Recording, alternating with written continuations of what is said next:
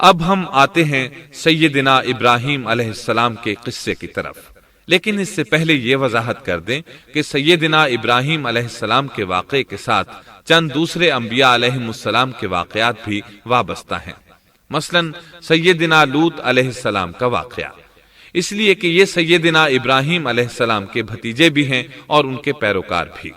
اسی طرح آپ کے صاحبزادوں سیدنا اسماعیل اور سیدنا اسحاق علیہ السلام کے واقعات ساتھ ساتھ چلتے ہیں۔ اس کی وجہ یہ ہے کہ سیدنا اسماعیل علیہ السلام کی ولادت کے وقت ابراہیم علیہ السلام کی عمر 87 سال تھی، اور سیدنا اسحاق علیہ السلام کی پیدائش کے وقت سیدنا ابراہیم علیہ السلام کی عمر 100 سال تھی، جبکہ سیدنا ابراہیم علیہ السلام کی کل عمر 175 سال ہوئی، اس لیے ان کے واقعات ساتھ ساتھ چلتے ہیں۔ ابراہیم علیہ السلام کا قصہ سناتے ہوئے ان حضرات کا ذکر ساتھ ساتھ ضرور آئے گا، تو آئیے شروع کرتے ہیں قصہ ابراہیم علیہ السلام کا۔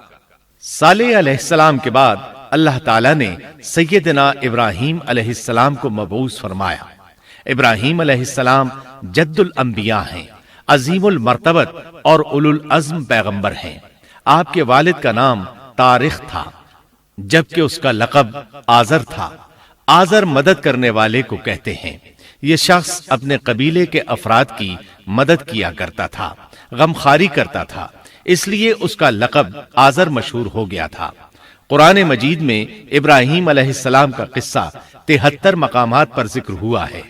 یہ 73 مقامات 25 سورتوں میں ہیں، اور یہ بات ابراہیم علیہ السلام کے بلند مرتبت ہونے پر دلالت کرتی ہے۔ ابراہیم علیہ السلام بھی سام بن نوح علیہ السلام کی نسل سے ہیں۔ آپ کی پیدائش عراق کے مشہور شہر بابل میں ہوئی۔ یہ عراق کے شمال میں واقع تھا اور آج بھی موجود ہے۔ بہت بڑا شہر ہے، اس وقت بھی بڑی آبادی پر مشتمل تھا۔ یہاں بت پرستی عام ہو چکی تھی۔ اللہ تعالی سورۃ العنکبوت آیت 25 میں فرماتے ہیں، وَقَالَ إِنَّمَا اتَّخَذْتُم مِّن دُونِ اللَّهِ أَوْثَانًا مَّوَدَّةَ بَيْنِكُمْ فِي الْحَيَاةِ الدُّنْيَا۔ ابراہیم نے کہا کہ تم نے جن بتوں کی پرستش اللہ کے سوا کی ہے، انہیں تم نے اپنی آپس کی دنیاوی دوستی کے بنا پر معبود ٹھہرا لیا ہے۔ مطلب یہ کہ وہ لوگ اللہ کی عبادت بتوں کو اللہ کا شریک ٹھہرا کر کرتے تھے۔ ابراہیم علیہ السلام نے اپنے باپ سے اور اپنی قوم سے کہا کہ یہ مورتیاں جن کے تم مجاور بنے بیٹھے ہو کیا ہیں؟ انہوں نے جواب دیا، ہم نے اپنے باپ دادوں کو انہی کی عبادت کرتے پایا ہے۔ اللہ تعالیٰ ان کے بارے میں فرماتے ہیں، اے نبی، انہیں ابراہیم علیہ السلام کا قصہ سنا دو، جبکہ انہوں نے اپنے باپ اور اپنی قوم سے فرمایا، تم کس کی عبادت کرتے ہو؟ کہنے لگے، بتوں کی، ہم تو برابر ان کے مجاور بنے بیٹھے ہیں۔ ابراہیم علیہ السلام نے فرمایا، جب تم انہیں پکارتے ہو تو کیا وہ سنتے بھی ہیں یا تمہیں نفع اور نقصان پہنچا سکتے ہیں؟ انہوں نے کہا، یہ ہم کچھ نہیں جانتے، ہم نے تو اپنے باپ دادوں کو اسی طرح کرتے پایا ہے۔ مطلب یہ کہ یہ بت پرستی انہیں ورثے میں ملی تھی۔ وہ جن معبودوں کی عبادت کرتے تھے، نہ وہ ان کی پکار کو سنتے تھے، نہ ہی ان کے نفع و نقصان پر قادر تھے۔ اسی لیے ابراہیم علیہ السلام انہیں جھنجھوڑ رہے تھے، لیکن اندھی تقلید اور بشری عقل کے بیکار ہو جانے نے انہیں یہ سب سوچنے سے عاری کر دیا تھا۔ اللہ تعالیٰ نے ابراہیم علیہ السلام کی خصوصی رہنمائی فرمائی تھی، جیسا کہ سورۃ الانبیاء آیت 51 میں ہے، وَلَقَدْ آتَيْنَا إِبْرَاهِيمَ رُشْدَهُ مِن قَبْلُ وَكُنَّا بِهِ عَالِمِينَ۔ اور ہم نے ابراہیم کو پہلے سے ہدایت عطا فرما دی تھی اور ہم اسے جانتے تھے۔ ابراہیم علیہ السلام نے کبھی ایک لمحے کے لیے بھی بتوں کی پوجا نہیں کی تھی۔ آپ نے اپنی قوم کو بتوں کی پوجا کرتے دیکھا تو انہیں ملامت کی، ایک اللہ کی طرف دعوت دی، اور اس دعوت کی ابتدا انہوں نے اپنے باپ سے کی۔ اللہ تعالیٰ سورہ مریم میں فرماتے ہیں، اے نبی کتاب میں ابراہیم کا ذکر کر، بے شک وہ سچا نبی تھا جب اس نے اپنے باپ سے کہا اے میرے باپ بے شک مجھے وہ علم عطا ہوا ہے جو تمہیں حاصل نہیں، اس لیے میری اطاعت کریں، میں آپ کو سیدھا راستہ دکھاؤں گا۔ اے میرے باپ شیطان کی عبادت نہ کریں، بے شک شیطان اللہ کا نافرمان ہے۔ ان بتوں کی عبادت گویا شیطان کی عبادت ہے، اس لیے آپ نے ان معبودوں کو شیطان سے تعبیر کیا۔ فرمایا اے میرے باپ بے شک مجھے خوف ہے کہ تم پر اللہ کا عذاب آئے، پھر تم شیطان کے ساتھی ہو جاؤ۔ باپ نے ان کی بات سن کر کہا اے ابراہیم کیا تو میرے معبودوں سے پھرا ہوا ہے؟ البتہ اگر تو باز نہ آیا تو میں تجھے سنسار کر دوں گا، اور تو مجھ سے ایک مدت تک دور ہو جا، یعنی مجھ سے اتنا دور ہو جا کہ کبھی مجھے نظر نہ آئے۔ ابراہیم علیہ السلام نے اپنے باپ پر نرمی اور مہربانی کرتے ہوئے ان سے کہا آپ پر سلامتی ہو، میں اپنے رب سے آپ کے لیے بخشش طلب کرتا رہوں گا۔ لیکن جب بعد میں ان پر واضح ہو گیا کہ وہ تو اللہ کا دشمن ہے تو ابراہیم علیہ السلام اس سے بے تعلق ہو گئے۔ سورہ توبہ آیت 114 میں اللہ فرماتے ہیں وما كان استغفار إبراهيم لأبيه إلا عن موعدة وعدها إياه فلما تبين له أنه عدو لله تبرأ منه ان ابراہیم لأواہ حلیم۔ اور ابراہیم کا اپنے والد کے لیے بخشش طلب کرنا ایک وعدے کی وجہ سے تھا جو وہ اس سے کر چکے تھے، لیکن جب انہیں معلوم ہو گیا کہ وہ اللہ کا دشمن ہے تو اس سے بیزار ہو گئے۔ بے شک ابراہیم بڑے نرم اور تحمل والے تھے۔ کسی ایماندار کے لیے جائز نہیں کہ وہ کسی کافر کے لیے دعائے مغفرت کرے، بلکہ مومن پر حرام ہے کہ وہ کسی کافر یا عیسائی وغیرہ کے لیے مغفرت طلب کرے یا اس سے یہ کہے کہ اللہ تجھ پر رحم کرے۔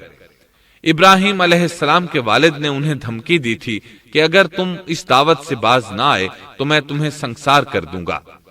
اس کے جواب میں ابراہیم علیہ السلام اپنے والد کے ساتھ انتہائی شفقت سے پیش آئے اور اس سے کہنے لگے میں آپ کے لیے اپنے رب سے استغفار کرتا رہوں گا، اس لیے کہ آپ اپنے والد پر بے حد مہربان تھے۔ اسی لیے اللہ تعالیٰ بھی ابراہیم علیہ السلام پر بے حد مہربان تھے، اور آپ کا لقب خلیل الرحمن رکھ دیا گیا۔ خلت محبت کا وہ انتہائی درجہ ہے جس کے ساتھ دل محبت سے بھر جاتا ہے، یعنی وہ بہت سے لوگوں سے بڑھ کر اللہ تعالیٰ کو محبوب تھے۔ والد کے سخت جواب کے بعد ابراہیم علیہ السلام نے ان سے علیحدگی اختیار کر لی اور انہیں مخاطب کر کے فرمایا میں تمہیں چھوڑتا ہوں، اور جنہیں تم اللہ کے سوا پکارتے ہو ان کو بھی چھوڑتا ہوں، میں اپنے رب کو پکاروں گا، مجھے امید ہے میں اپنے رب کو پکار کر محروم نہیں رہوں گا۔ آپ اللہ کے پیارے اور پسندیدہ نبی تھے۔ جب آپ نے اپنی قوم کو توحید کی دعوت دی اس وقت آپ نوجوان تھے، آپ کی عمر 16 سال تھی۔ ساتھ میں آپ اس بات پر غور و فکر بھی کرتے کہ آخر یہ لوگ بتوں کی پوجا کیوں کرتے ہیں۔ آپ کا دل ان کے شرک پر بہت کوڑتا۔ آخر آپ نے مصمم ارادہ کر لیا کہ اس شر اور فساد کی جڑ کو کاٹ کر رہیں گے، یعنی ان بتوں کو توڑ کر رہیں گے۔ آپ اپنی قوم کو بتوں کو توڑ دینے کی دھمکی دیتے رہے۔ اس دھمکی کا ذکر اللہ تعالیٰ نے سورۃ الانبیاء آیت 57 میں کیا ہے۔ وَتَاللَّهِ لَأَكِيدَنَّ أَصْنَامَكُمْ بَعْدَ أَن تُوَلُّوا مُدْبِرِينَ۔ اور اللہ کی قسم میں تمہارے بتوں کا علاج کروں گا جب تم پیٹھ پھیر کر جا چکے ہوگے۔ یہ بات ابراہیم علیہ السلام نے پوشیدہ نہیں اعلانیہ کہی تھی۔ آخر انتظار کا وقت ختم ہوا، عید کا دن آ پہنچا۔ عید کے دن وہ لوگ صبح سویرے گھر سے نکلنے سے پہلے کھانا پکا کر اپنے معبودوں کے سامنے رکھتے تھے، پھر شہر سے باہر ایک میدان میں جمع ہوتے۔ وہاں کھیلتے کودتے خوشیاں مناتے، ناز سے چلتے پھرتے اور کھانا کھاتے، شام کو گھروں کی طرف آتے، صبح بتوں کے پاس جو کھانا رکھ گئے تھے اس کو اٹھاتے اور تبرک سمجھ کر کھا جاتے۔ اپنے معمول کے مطابق انہوں نے عید کی تیاری کر لی، لیکن ابراہیم علیہ السلام تیار نہ ہوئے، اس لیے کہ وہ تو ان کے ساتھ جانے کا ارادہ ہی نہیں رکھتے تھے۔ وہ لوگ جانے سے پہلے ابراہیم علیہ السلام کے پاس آئے اور کہنے لگے، کیا آپ ہمارے ساتھ نہیں جائیں گے؟ سیدنا ابراہیم علیہ السلام نے آسمان کی طرف نگاہ کی اور فرمایا، میں بیمار ہوں۔ یہ تمام واقعہ سورۃ الانبیاء آیات 51 تا 58 میں بیان ہوا ہے۔ یقیناً ہم نے ابراہیم کو پہلے سے ہدایت فرما دی تھی اور ہم اسے جانتے تھے، جبکہ اس نے اپنے باپ سے اور اپنی قوم سے کہا کہ یہ مورتیاں جن کے تم مجاور بنے بیٹھے ہو کیا ہیں؟ سب نے کہا، ہم نے اپنے باپ دادوں کو انہی کی عبادت کرتے پایا ہے۔ آپ نے فرمایا، پھر تو تم اور تمہارے باپ دادا سبھی یقیناً کھلی گمراہی میں مبتلا رہے۔ کہنے لگے، کیا آپ سچ مچ ہمارے پاس حق لائے ہیں یا یوں ہی مذاق کر رہے ہیں؟ آپ نے فرمایا، نہیں نہیں، در حقیقت تم سب کا پروردگار تو وہ ہے جو آسمان و زمین کا مالک ہے، جس نے انہیں پیدا کیا ہے۔ میں تو ایسی بات کا گواہ اور قائل ہوں، اور اللہ کی قسم میں تمہارے ان معبودوں کا علاج تمہاری غیر موجودگی میں کروں گا۔ پس اس نے ان سب کے ٹکڑے کر دیے، البتہ صرف بڑے بت کو چھوڑ دیا، یہ اس لیے کیا کہ وہ سب اس کی طرف لوٹے۔ ابراہیم علیہ السلام نے لوگوں کے ساتھ عیدگاہ جانے سے انکار کیا اور عذر پیش کیا کہ وہ بیمار ہیں۔ وہ لوگ آپ کو چھوڑ کر چلے گئے۔ بعد میں ابراہیم علیہ السلام ان بتوں کے پاس گئے، دیکھا کہ ان کے سامنے کھانا پڑا ہے۔ چونکہ سب لوگ کھانا لائے تھے اس لیے یہ کھانا بہت زیادہ تھا، لیکن ان جھوٹے معبودوں نے اسے کھانا تو درکنار اس کو چھوا تک نہ تھا۔ ابراہیم علیہ السلام نے انہیں مخاطب کر کے کہا، یہ اتنا کھانا تمہارے سامنے پڑا ہے، تم اس کو کھاتے کیوں نہیں؟ تمہیں کیا ہو گیا کہ بات تک نہیں کرتے؟ پھر پوری قوت سے دائیں ہاتھ سے کلہاڑا مار کر ان کے ٹکڑے ٹکڑے کر دیے، لیکن بڑے بت کو چھوڑ دیا تاکہ سب اسی کی طرف رجوع کریں۔ تمام چھوٹے بتوں کو توڑ کر کلہاڑا اس بڑے بت کے کندھے پر رکھ دیا۔ مشرکین میلے سے لوٹے تو دیکھا ان کے سارے معبود اوندھے منہ ٹوٹے پھوٹے پڑے ہیں، ان کے تمام معبودوں کو توڑ دیا گیا تھا۔ وہ حیران رہ گئے کہ یہ کیسے ہو گیا، کس نے کیا؟ کہنے لگے، یہ کام کس ظالم کا ہے؟ اس نے ہمارے معبودوں کی توہین کی ہے۔ اس وقت جن لوگوں نے ابراہیم علیہ السلام کا وہ کلام سنا تھا انہیں ان کا خیال آ گیا۔ کہنے لگے، وہ نوجوان جس کا نام ابراہیم ہے اسے ہم نے اپنے بتوں کی مذمت کرتے سنا ہے۔ اللہ کی قدرت کہ ابراہیم علیہ السلام کا جو مقصد تھا وہ خود بخود پورا ہو رہا تھا۔ قوم کے لوگ مشورہ کر رہے تھے کہ سب کو جمع کرو اور اسے بلاؤ، پھر اسے سزا دو۔ چنانچہ تمام اہل باطل چھوٹے بڑے جمع ہو گئے، کارروائی شروع ہو گئی۔ کہنے لگے، اے ابراہیم، ہمارے معبودوں کے ساتھ یہ لغو حرکت تو نے کی ہے۔ ابراہیم علیہ السلام نے جواب دیا، یہ کام تو اس بڑے بت کا ہے، مجھ سے کیوں پوچھتے ہو؟ تم اپنے معبودوں سے کیوں نہیں پوچھ لیتے کہ ان کے ٹکڑے کس نے اڑائے ہیں؟ ابراہیم علیہ السلام کا جواب سن کر وہ سب سوچ میں پڑ گئے۔ پھر کہنے لگے، ہم نے بڑی غلطی کی، اپنے معبودوں کے پاس کسی کو حفاظت کے لیے نہیں چھوڑا۔ اس قدر واضح بات محسوس کر کے بھی وہ ظالم ایمان نہ لائے، بلکہ شیطان نے ان کے دلوں میں وسوسہ ڈالا اور انہوں نے غور و فکر کر کے کہا، اے ابراہیم، کیا تمہیں علم نہیں؟ یہ تو بے زبان ہیں، یہ بول نہیں سکتے۔ اب ابراہیم علیہ السلام نے فرمایا، تب پھر تم اللہ کے سوا اس چیز کی عبادت کرتے ہو جو تمہیں کچھ بھی نفع نہ دے سکے اور نہ نقصان پہنچا سکے۔ تعجب ہے تم پر اور ان پر بھی جنہیں تم اللہ کے سوا پکارتے ہو، کیا تم میں بالکل عقل نہیں؟ اس طرح ابراہیم علیہ السلام نے ان پر حقیقت خوب اچھی طرح واضح کر دی۔ ان سے فرمایا، تم ان کی پوجا کرتے ہو جن کو تم خود تراشتے ہو، یعنی ان کا حال تو یہ ہے کہ تم نے ان کو خود اپنے ہاتھوں سے تراشا اور ان کی عبادت کرنے لگے، جبکہ تمہیں اور تمہاری بنائی ہوئی چیزوں کو اللہ ہی نے پیدا کیا ہے۔ ابراہیم علیہ السلام نے ایک کلہاڑے کی مدد سے ان سب بتوں کو تہس نہس کر دیا تھا۔ یہ اس بات کی واضح ترین نشانی تھی کہ یہ بالکل بے بس ہیں، لیکن اس واضح نشانی کے باوجود وہ اپنے کفر ہی پر ڈٹے رہے اور لگے ابراہیم علیہ السلام کو دھمکیاں دینے۔ قالوا ابنوا له بنيانا فألقوه في الجحيم، کہنے لگے اس کے لیے ایک آتش کدہ بناؤ اور اسے اس دہکتی آگ میں ڈال دو۔ پھر ان لوگوں نے ایک چٹیل میدان کا انتخاب کیا جہاں مٹی نام کی کوئی چیز نہیں تھی۔ اس میدان کو پتھروں کی باڑ کے ساتھ گھیر دیا گیا۔ پھر سب لوگوں کو حکم دیا گیا کہ وہ لکڑیاں جمع کر کے اس گھیری ہوئی جگہ میں رکھیں۔ چنانچہ سب لوگ لکڑیاں جمع کر کے وہاں لانے لگے، یہاں تک کہ عورتوں اور بچوں نے بھی اس کام میں بڑھ چڑھ کر حصہ لیا۔ میدان میں اتنی لکڑیاں جمع ہو گئیں کہ زمین نظر نہیں آتی تھی۔ یہ لکڑیاں زمین پر ایک اونچی دیوار محسوس ہوتی تھیں۔ پھر ان لکڑیوں کو آگ لگائی گئی۔ جب آگ کے شعلے آسمان سے باتیں کرنے لگے تو انہوں نے ابراہیم علیہ السلام کو آگ میں ڈالنے کے لیے ایک جھولا تیار کیا۔ اس میں سیدنا ابراہیم علیہ السلام کو رکھا گیا۔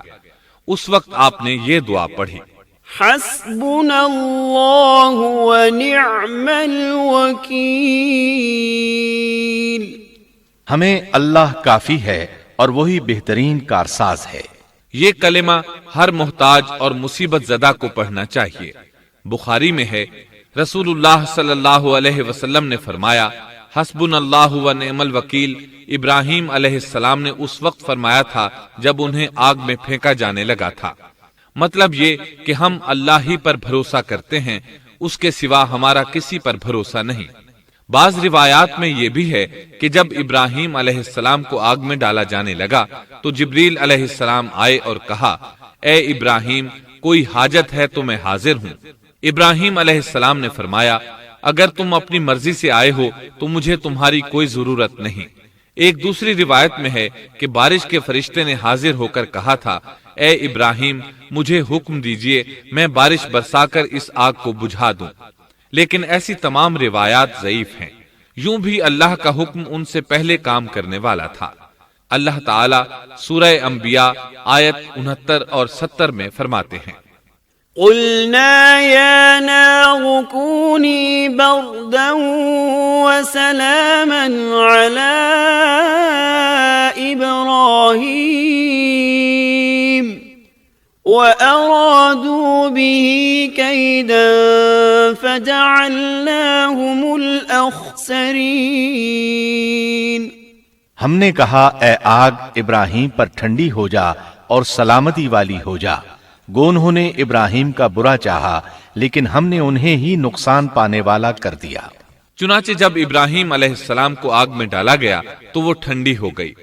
ابن عباس رضی اللہ عنہما فرماتے ہیں، اگر اللہ تعالیٰ آگ سے یہ نہ فرماتے کہ سلامتی والی ٹھنڈی ہو جا تو وہ اس قدر سرد ہو جاتی کہ اس کی ٹھنڈک سے تکلیف محسوس ہوتی۔ گویا آگ بھی اللہ کے حکم کے بغیر نہیں جلا سکتی، چھری اللہ کے حکم کے بغیر نہیں کاٹ سکتی، اس لیے کہ یہ بھی اللہ کی مخلوق ہیں اور ان کی قدرت بھی اللہ کے پاس ہے۔ وہ چاہے تو ان کو قدرت عطا کر دے، چاہے تو قدرت واپس لے لے۔ آگ کو ٹھنڈا ہونے کا حکم ہوا، وہ ٹھنڈی ہو گئی۔ اس نے نہ ابراہیم علیہ السلام کے کپڑے جلائے، نہ جسم کے کسی حصے کو کوئی نقصان پہنچایا، صرف وہ رسیاں جلائیں جن سے آپ کو باندھا گیا تھا۔ سبحان اللہ۔ لوگ آگ کے گرد اس انتظار میں کھڑے تھے کہ جو ہی انہیں آگ میں پھینکا جائے گا وہ جل کر راکھ ہو جائیں گے، لیکن وہ یہ دیکھ کر حیران رہ گئے کہ ابراہیم علیہ السلام بڑے ناز سے آگ کے درمیان بیٹھے ہیں۔ بعض روایات میں ہے کہ ابراہیم علیہ السلام فرمایا کرتے تھے، مجھے ان دنوں جو راحت اور سکون حاصل تھا ویسا آگ سے نکلنے کے بعد نہیں ہوا۔ لوگ اس معجزے کو دیکھ کر حیرت زدہ تھے۔ پھر ابراہیم علیہ السلام آگ سے نکلے۔ اتنا بڑا معجزہ دیکھنے کے باوجود لوط علیہ السلام کے سوا کوئی شخص پورے بابل شہر سے ان پر ایمان نہ لایا۔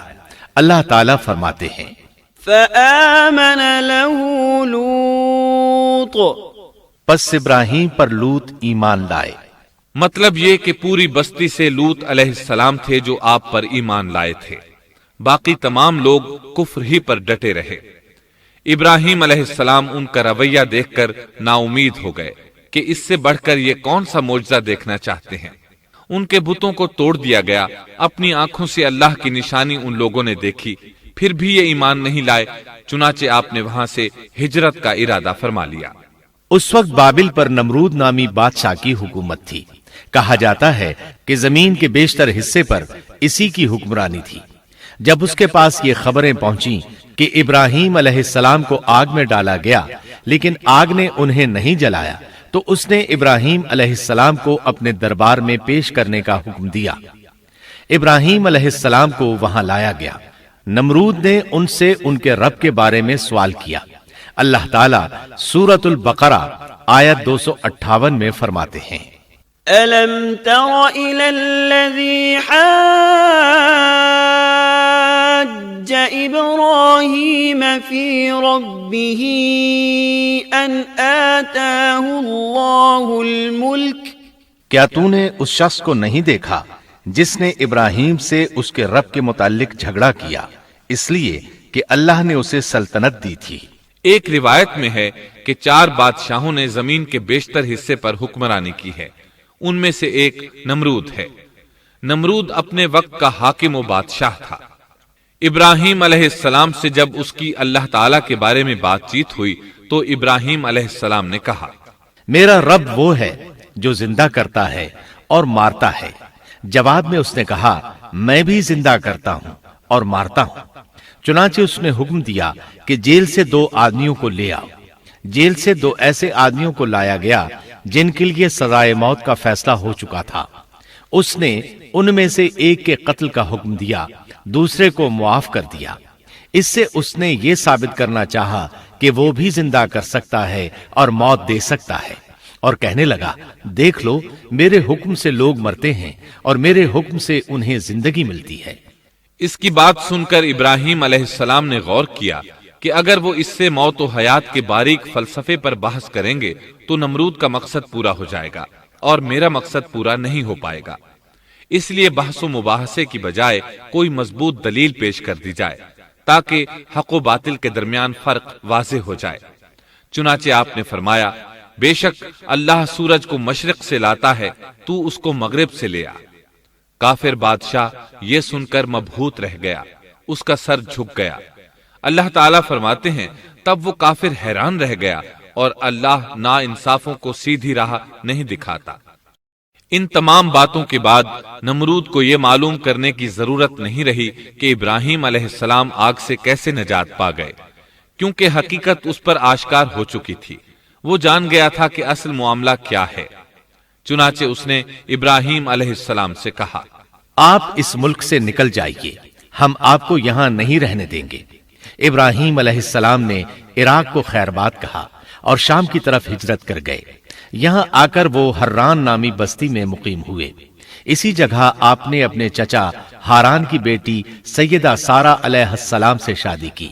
اللہ تعالیٰ اس ہجرت کے بارے میں فرماتے ہیں، وَنَجَّيْنَاهُ وَلُوطًا إِلَى الْأَرْضِ الَّتِي بَارَكْنَا فِيهَا لِلْعَالَمِينَ۔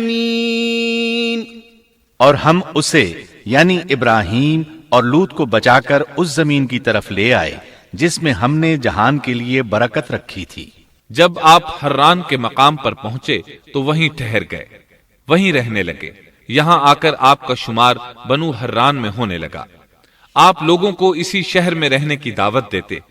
اس شہر کے لوگ بتوں کی پوجا نہیں کرتے تھے بلکہ ستاروں کو پوجتے تھے۔ ابراہیم علیہ السلام نے جب ان کی یہ حالت دیکھی تو ارادہ کر لیا کہ ان لوگوں کو بتائیں گے کہ ستاروں کی عبادت کرنا باطل ہے۔ یہ لوگ چونکہ نجوم پرست تھے اس لیے ان کی عبادت کا وقت رات کو ہوتا تھا، اور یہ لوگ رات کے وقت عبادت کرتے تھے کیونکہ ان کے معبود یعنی ستارے رات ہی کو طلوع ہوتے ہیں۔ چنانچہ ابراہیم علیہ السلام انہیں یہ دکھانے کے لیے کہ ان چیزوں کی عبادت باطل ہے ایک دن ان کے ساتھ نکلے۔ اللہ نے آسمان کے دروازے کھول دیے تو ابراہیم علیہ السلام نے چاند، ستاروں، سیاروں اور آسمان و زمین کی سلطنت کو دیکھا۔ اللہ تعالیٰ نے ابراہیم علیہ السلام سے تمام پردے ختم کر دیے جو عام طور پر لوگوں کی آنکھوں پر ہوتے ہیں، اور انہوں نے وہ کچھ دیکھا جسے آج کی رصد گاہیں بھی نہیں دیکھ سکتی۔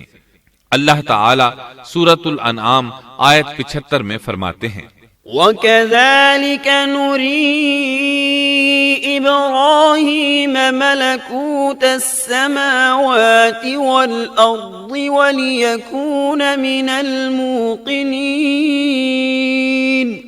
اور اسی طرح ہم نے ابراہیم کو آسمان اور زمین کی سلطنت کا مشاہدہ کرا دیا تاکہ وہ یقین کرنے والوں میں سے ہو جائے۔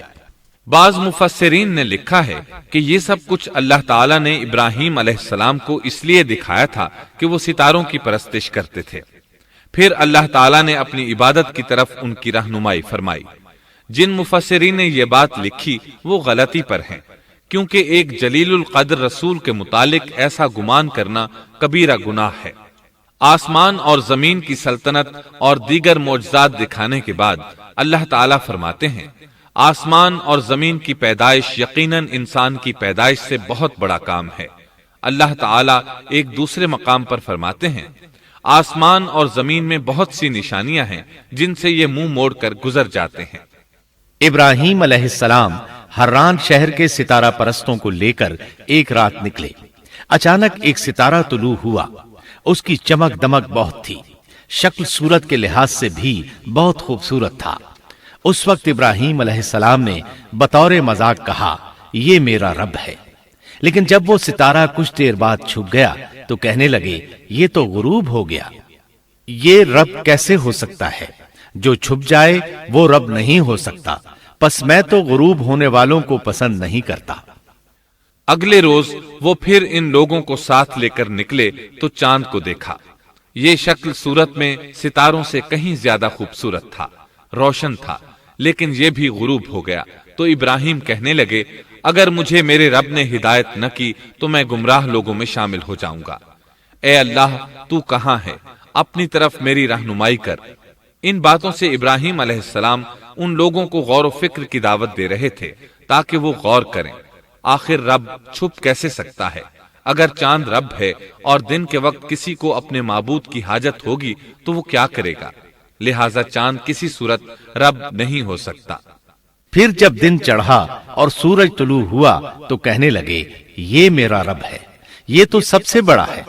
پھر لوگوں کو مخاطب کر کے کہنے لگے، تم رات کو چھوٹے چھوٹے ستاروں کی پوجا کرتے ہو، کیوں نہ تم اتنے بڑے ایک ہی رب کی پوجا کر لو۔ لیکن جب وہ بھی غروب ہو گیا تو کہنے لگے، یقیناً میں تمہارے شرک سے بیزار ہوں، یہ معبود کیسے ہو سکتے ہیں؟ ان میں تو تبدیلی آتی رہتی ہے، کبھی طلوع ہوتے ہیں کبھی غروب ہوتے ہیں۔ یہ اس بات کی دلیل ہے کہ یہ مخلوق ہیں اور ان کا خالق کوئی اور ہے جس کے حکم کے یہ تابع ہیں۔ جب یہ خود مخلوق ہیں اور کسی اور کے تابع ہیں تو کسی کو نفع نقصان پہنچانے پر کس طرح قادر ہو سکتے ہیں؟ پھر اپنی قوم کو مخاطب کر کے کہنے لگے، میں اپنا رخ اس کی طرف کرتا ہوں جس نے آسمانوں کو یکسو ہو کر پیدا کیا، اور میں شرک کرنے والوں میں سے نہیں ہوں۔ اب بھی وہ اپنی بات پر اڑے رہے۔ تب آپ نے فرمایا، تم مجھ سے اللہ کے بارے میں جھگڑ رہے ہو، مجھے تو اللہ راہ دکھا چکا ہے اور اس نے مجھے دلیل عطا فرمائی ہے۔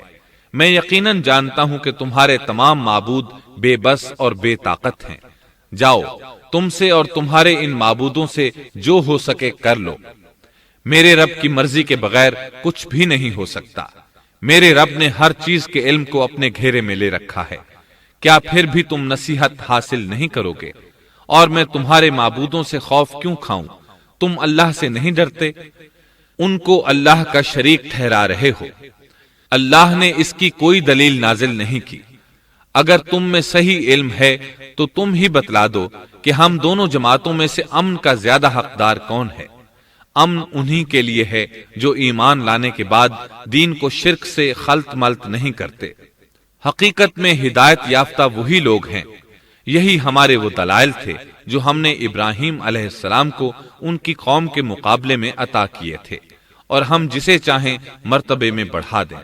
بے شک تیرا رب بڑی حکمت والا ہے۔ ان لوگوں نے پھر بھی کفر ہی کیا، کوئی بھی ایمان نہ لایا۔ چنانچہ ابراہیم علیہ السلام نے ایک بار پھر ہجرت کی اور مصر جا پہنچے۔ مصر کے بادشاہ کو خبر ملی کہ ایک شخص ہجرت کر کے آیا ہے اور اس کے ساتھ ایک عورت ہے، وہ بہت زیادہ حسین و جمیل ہے۔ چنانچہ اس ظالم نے اپنے کارندوں کو بھیجا کہ اس عورت کو میرے پاس لے آؤ، ساتھ ہی اس سے پوچھنا کہ تمہارے ساتھ جو آدمی ہے وہ کون ہے، اگر وہ اس کا خاوند ہو تو اسے قتل کر دینا۔ ادھر بادشاہ نے اپنے کارندوں کو حکم دیا، ادھر اللہ نے ابراہیم علیہ السلام کی طرف وحی بھیج دی۔ انہوں نے سارا علیہ السلام سے کہا، اگر وہ تجھ سے میرے بارے میں پوچھیں تو بتا دینا تم میری بہن ہو۔ پھر سارا سے بولے، اے سارا، روئے زمین پر میرے اور تیرے سوا کوئی مومن نہیں، یعنی یہ کافروں کی سرزمین ہے، یہاں کوئی مومن نہیں، اس لحاظ سے تم میری دینی بہن ہو۔ پھر بادشاہ نے ابراہیم علیہ السلام کو پیش کرنے کا حکم دیا۔ اس نے آپ سے پوچھا، یہ عورت کون ہے؟ آپ نے فرمایا، یہ میری بہن ہے۔ اس طرح ابراہیم علیہ السلام کی زندگی میں 3 موقع ایسے آئے کہ انہوں نے اللہ کے دین کی حمایت اور مدافعت کے لیے توریہ کیا۔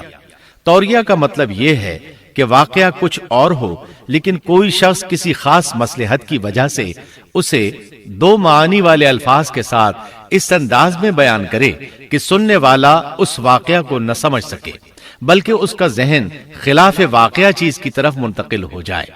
شریعت نے بعض مخصوص حالات میں اس کی اجازت دی ہے۔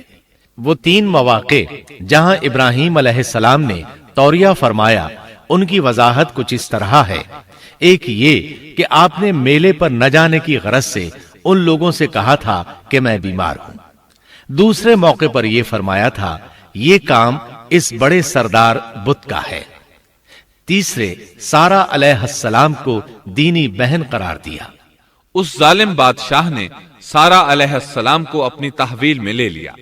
جب سارا علیہ السلام کو معلوم ہوا کہ وہ ایک بدکار شخص ہے تو انہوں نے اللہ تعالیٰ سے دعا کی، اے اللہ، تجھے معلوم ہے میں تجھ پر اور تیرے نبی پر ایمان لائی ہوں اور اپنے جسم کو اپنے خاوند کے سوا ہر ایک سے محفوظ رکھا ہے، لہٰذا آپ اس کافر کو مجھ پر مسلط نہ کیجیے گا۔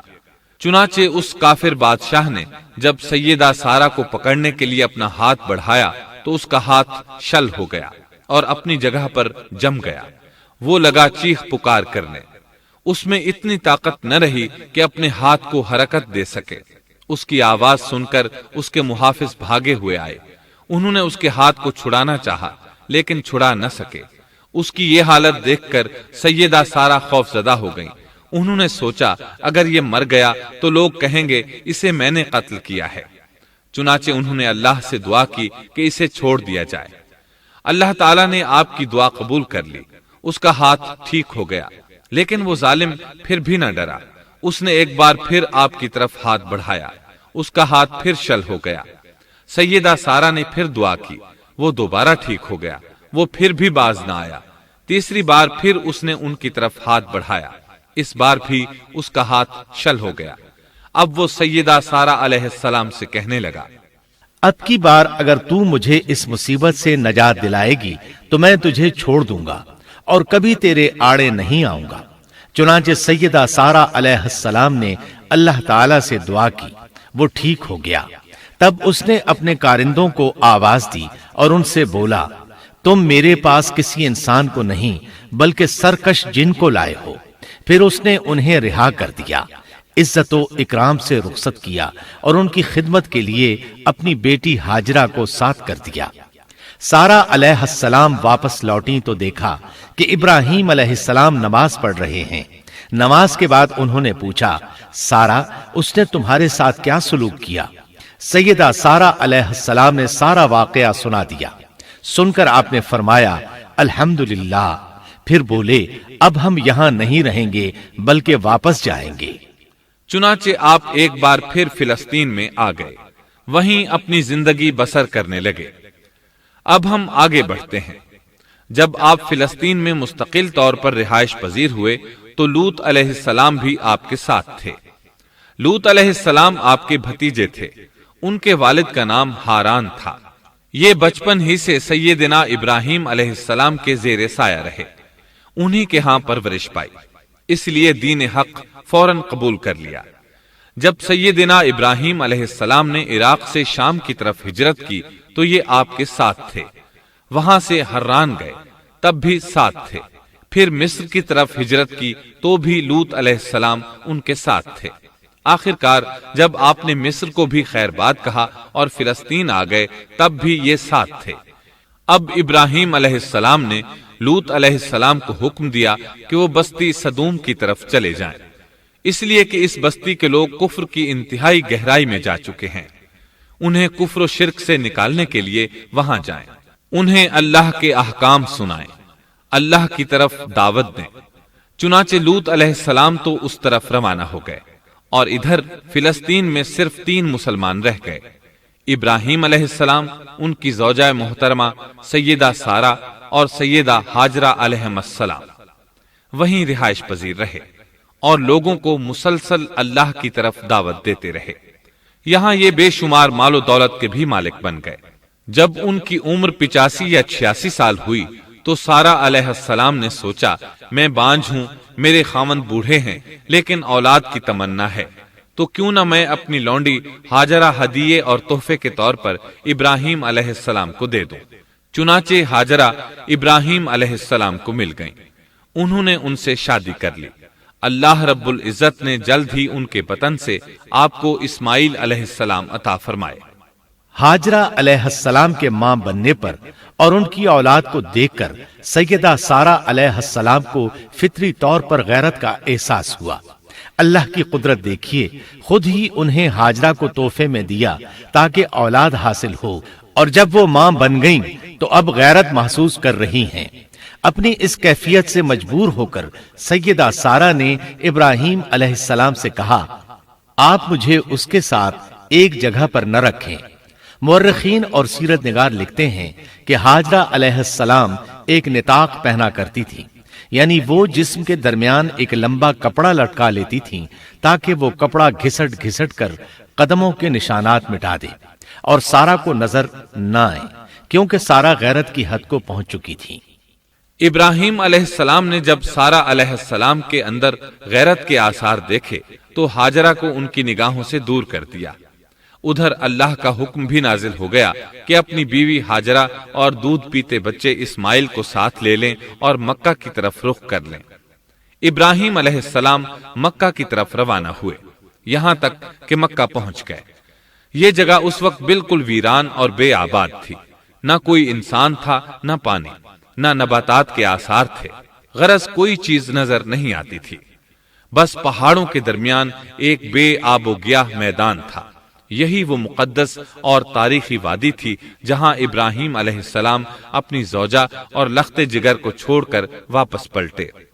سیدہ ہاجرہ علیہ السلام کو بہت حیرت ہوئی، انہیں یہ امید نہیں تھی کہ ان کے خاوند انہیں ایک بے آباد جگہ تنہا چھوڑ کر چل دیں گے، اس پر بچے کی ذمہ داری الگ تھی۔ چنانچہ انہوں نے ابراہیم علیہ السلام کو آواز دی، لیکن انہوں نے مڑ کر بھی نہ دیکھا۔ اب وہ ان کے پیچھے آئیں اور قریب پہنچ کر بولی، اے ابراہیم، ہمیں کہاں چھوڑے جا رہے ہو؟ یہاں نہ پانی، نہ خوراک، نہ کوئی انسان۔ ابراہیم علیہ السلام نے پھر بھی کوئی جواب نہ دیا، کوئی پریشانی بھی ظاہر نہ کی اور چلتے رہے۔ سیدہ ہاجرہ بھی آپ کے پیچھے چلتی رہیں اور پوچھتی رہیں کہ ہمیں کس کے حوالے کر کے جا رہے ہیں؟ یہاں تو کوئی بھی جاندار نہیں، مکمل طور پر بے آباد علاقہ ہے، لیکن انہوں نے اب بھی کوئی توجہ نہ دی۔ آخر سیدہ ہاجرہ نے کہا، کیا آپ کو اللہ نے اس کام کا حکم دیا ہے؟ اب آپ نے جواب میں فرمایا، ہاں۔ تب سیدہ ہاجرہ بولی، اگر یہ بات ہے تو اللہ تعالی ہرگز ہمیں ضائع نہیں ہونے دے گا۔